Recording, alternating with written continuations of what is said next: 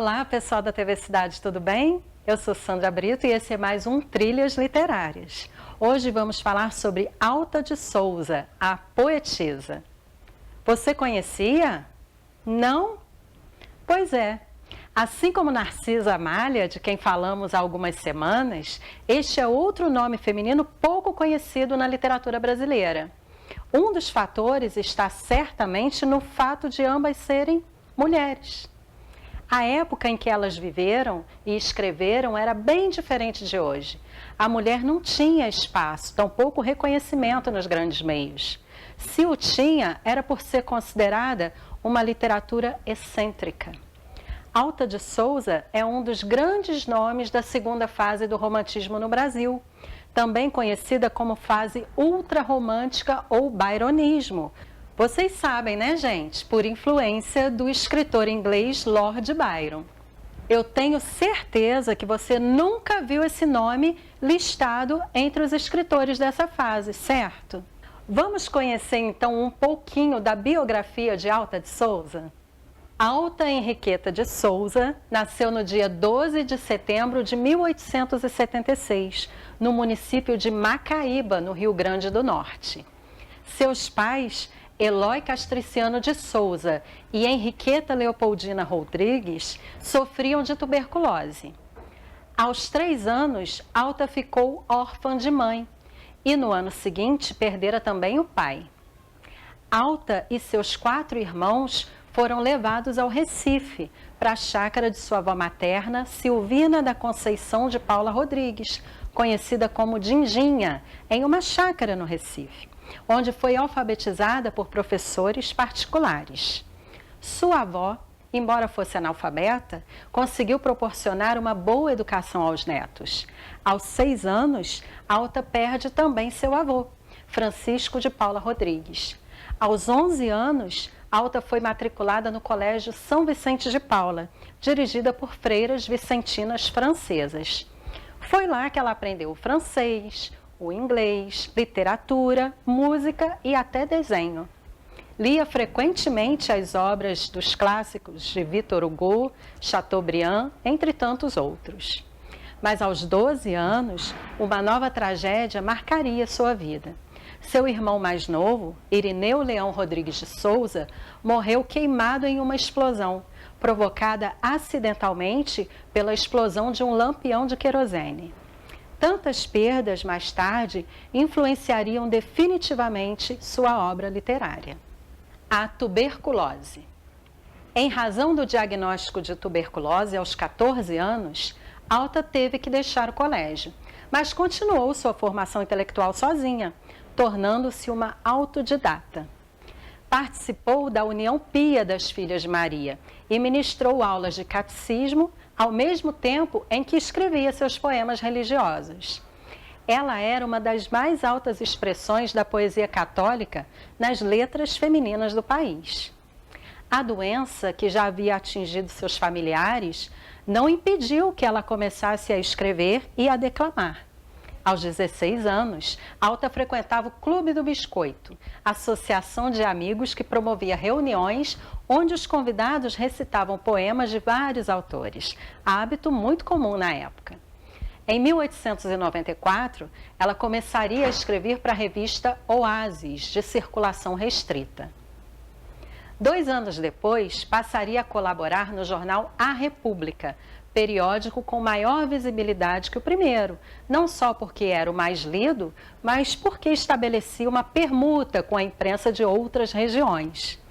Assim, mesmo vivendo fora do circuito de maior efervescência cultural e intelectual, Alta passaria a ser conhecida e ter até seus poemas divulgados em jornais como O País, do Rio de Janeiro.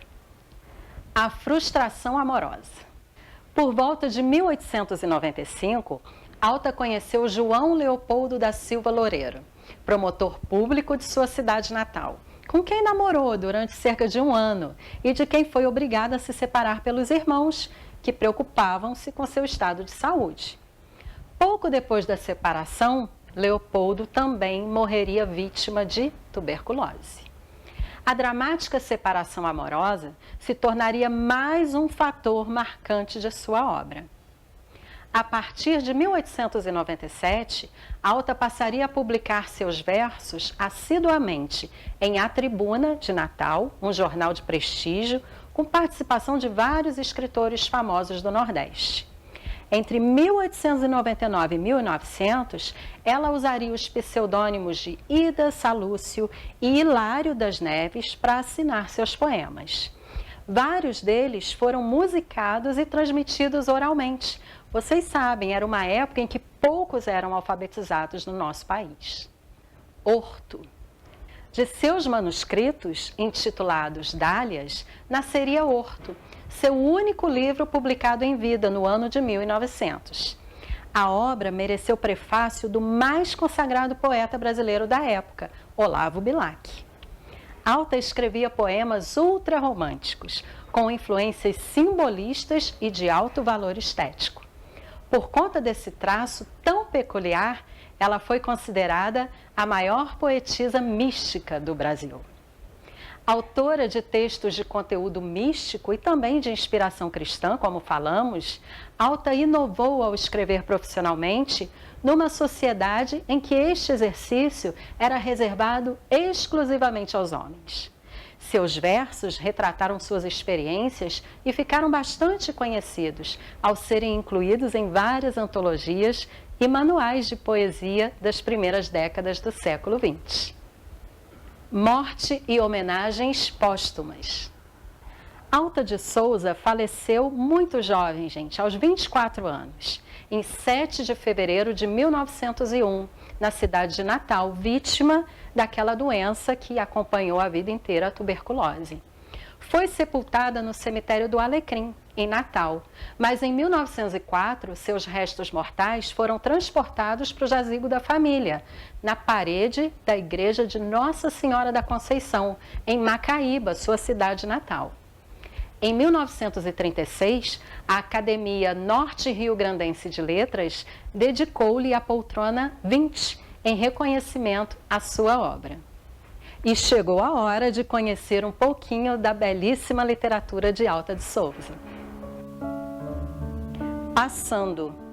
Quando me veem passar risonha e calma, sem um pesar que me anuvie a fronte, perdido o olhar na curva do horizonte, cuidam que eu tenho o paraíso na alma.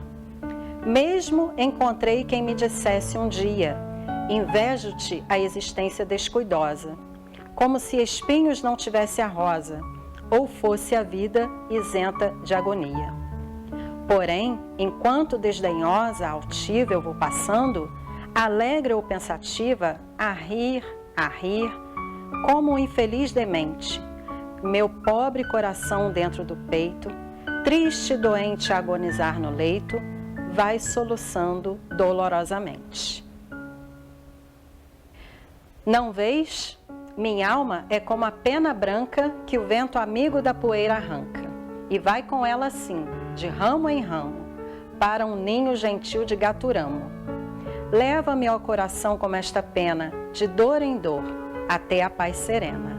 Alta de Souza. Bom, como vocês puderam ver e ouvir, a poesia da Alta de Souza foi totalmente envolvida por esse clima de sofrimento, de tristeza, de perdas, enfim, um sentimento ultra-romântico daqueles mais característicos da segunda fase do romantismo brasileiro. Espero que vocês tenham gostado de conhecer a Alta, um grande nome da literatura brasileira, infelizmente esquecido pela história, mas que a gente aqui traz de novo para o conhecimento de todos vocês. Um grande abraço, espero vocês na semana que vem para mais um Trilhas Literárias. Tchau, tchau!